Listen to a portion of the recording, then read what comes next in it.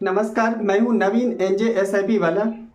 पिछले कुछ वर्षों में देखा गया कि लोग टैक्स सेविंग के लिए म्यूचुअल फंड को प्रेफर कर रहे हैं। म्यूचुअल फंड में एक कैटेगरी होता है जिसको ELSS बोलते हैं, इक्विटी लिंक सेविंग स्कीम। इस कैटेगरी में लोगों की दिलचस्पी काफ़ी बड़ी है।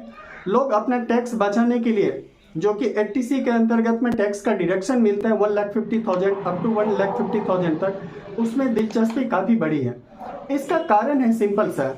पहला कारण ये है कि इसमें सबसे कम लॉक इन पीरियड है कि यदि कोई वन टाइम इन्वेस्टमेंट करते, लमसम इन्वेस्टमेंट करते हैं तो 3 साल के बाद वो लॉक फ्री हो जाता है, मीन्स लॉक इन पीरियड उसका ओवर हो जाता है। जबकि अन्य इंस्ट्रूमेंट की बात करें तो बैंक एफडी में 5 साल का लॉक इन पीरियड है, PPF में 15 साल का लॉक इन पीरियड है, इंश्योरेंस प्रोडक्ट में 15 साल 20 साल इस तरह के लॉक इन पीरियड है।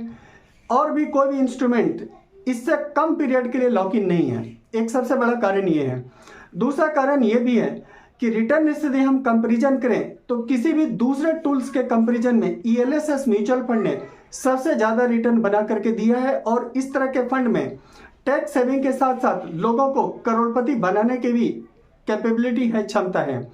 यदि हम कुछ पॉपुलर ELSS फंड की बात करें, फॉर एग्जांपल मान लीजिए कि एक्सिस का ELSS fund, Tata ELSS fund, SBI ELSS fund, बंधन ELSS फंड, इस किसी भी कैटेगरी का यदि पिछले 10 साल का ट्रैक रिकॉर्ड देखेंगे तो 10 साल में किसी भी फंड ने 14% से कम का रिटर्न नहीं दिया है। और कई फंड ने तो 17-18% तक का भी रिटर्न दिया है।